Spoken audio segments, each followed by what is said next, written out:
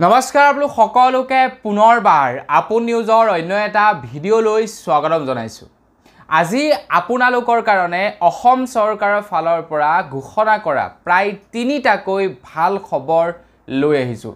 ৬ June তাৰিখৰ দিনাখন আমাৰ অসম চৰকাৰৰ কেবিনেটৰ বৈঠকত আপোনালোকৰ কাৰণে কেইবাটাও ভাল খবৰ ঘোষণা কৰে।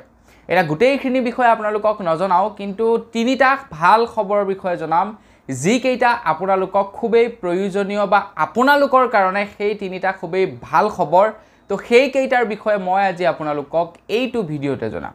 তো আপোনালোকেও যদি সেই ৩টা ভাল খবৰৰ বিষয়ে জানিব বিচাৰে তেন্তে ভিডিঅ'টো প্ৰথমৰ পৰা শেষলৈকে চাই থাকিব। তো মই শ্ৰীপাঞ্জলি গগৈ, আপোনালোকে চাই আছে আপোন নিউজ। আহক আৰম্ভ কৰোঁ আজিৰ ভিডিঅ'। আগবাঢ়িছোঁ প্ৰথমটো ভাল খবৰ ফালে। প্ৰথমটো ভাল খবৰ দিয়াৰ আগতে ভিডিঅ'টো যদি এতিয়ালৈকে লাইক এটা কৰা নাই, লাইক এটা কৰি লওক। চেনেলটো যদি ছাবস্ক্ৰাইব কৰা নাই তেন্তে চেনেলটোও ছাবস্ক্ৰাইব কৰি লওক, এনেকুৱা ধৰণৰ খবৰবিলাক যাতে আপোনালোকে নিতৌ এইটো চেনেলতে চাবলৈ পায়। আগবাঢ়িছোঁ প্ৰথমটো ভাল খবৰৰ ফালে। প্ৰথম ভাল খবৰটো ঘোষণা কৰিছে যে যিসকল নেকি আমাৰ অসমৰ দৰিদ্ৰ সীমাৰেখাৰ তলৰ মানুহ আছে, মানে আল্টিমেটলি ক'বলৈ গ'লে যিসকল মানুহৰ বছৰি ইনকম ৪ লাখ টকাতকৈ কম, তো তেওঁলোকক এতিয়া অসম চৰকাৰৰ ফালৰ পৰা ৰেচন কাৰ্ড বিতৰণ কৰা হ'ব। এতিয়া অসম চৰকাৰৰ ফালৰ পৰা জনোৱা অনুসৰি প্ৰায় ১৫ লাখ নতুন মানুহক ৰেচন কাৰ্ড প্ৰদান কৰা হ'ব। এতিয়া আপোনালোকে হয়তো ক'ব ৪ লাখ টকা উপাৰ্জন কৰা মানে তেখেতে দৰিদ্ৰ সীমাৰেখাৰ তলৰ মানুহ নহয়, তেখেত এজন মধ্যবিত্ত বা ধনী ব্যক্তি। কিন্তু অসম চৰকাৰে কৈছে যে যিসকলে নেকি 4th গ্ৰেডৰো চাকৰি কৰে তো তেওঁলোককো এতিয়া ৰেচন কাৰ্ড প্ৰদান কৰা হ'ব বুলি জনাইছে। 4th গ্ৰেডৰ চাকৰি কৰাসকলক, মানে চাকৰি কৰক নকৰক কিন্তু বছৰি ইনকমটো চাব যে কিমান টকা। তো ইয়াৰ পৰা এইটোৱে বুজিব পাৰি যে আমাৰ অসমত আৰু 15 লাখ নতুন দুখীয়া মানুহৰ জন্ম হৈছে বা নতুন দুখীয়া মানুহৰ সৃষ্টি হৈছে। কাৰণ ৰেচন কাৰ্ড থকা মানে দুখীয়া মানুহ নহয় জানো? দৰকাৰ হ'লে তাৰ ঘৰত এৰোপ্লেনে নাথাকক কিয়, কিন্তু চৰকাৰে স্বীকৃতি দিছে যে সেইজন এজন দৰিদ্ৰ সীমাৰেখাৰ তলৰ মানুহ, গতিকে তেওঁলোকক ৰেচন কাৰ্ড বিতৰণ কৰিছে। তো তেওঁলোকৰ ঘৰত প্লেনেই থাকক বা উৰাজাহাজ মানে জাহাজেই নাথাকক কিয়, তো তেখেত দুখীয়া মানুহ। তো সেইকাৰণে ক'ব পাৰি যে আৰু 15 লাখ নতুন দুখীয়া মানুহৰ সৃষ্টি হৈছে আমাৰ অসমত। ধেমালি কৰিছোঁ, এইটো চিৰিয়াছলি নল'ব। এইটো এটা আপোনালোকৰ কাৰণে ভাল খবৰ। প্ৰায় 15 লাখ মানুহে ৰেচন কাৰ্ড পাব।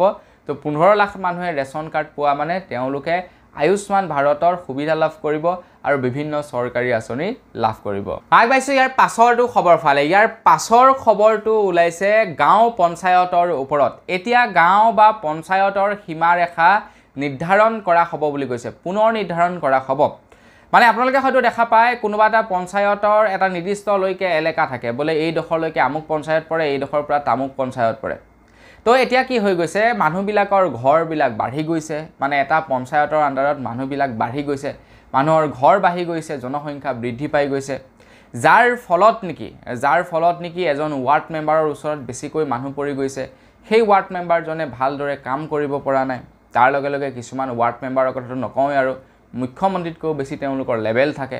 তো তাৰ লগে লগে পঞ্চায়তৰ কিছু এনেকুৱা মানুহ থাকে যিকেইজন চৰকাৰী, তেওঁলোকৰ কথা কোৱা নাই, যিকেইজন নেকি আপোনাৰ পলিটিচিয়ান, যিকেইজন নেকি সভাপতি ছেক্ৰেটাৰী, তো তেওঁলোকৰ লেভেলৰ কথা আৰু এখোপ ওপৰত। তো এতিয়া কি কৰিছে, সেইটো কাৰণে মানুহবিলাক কমাই দিছে, মানে পঞ্চায়ত হয়তো আৰু হ'ব বুলি জনাইছে।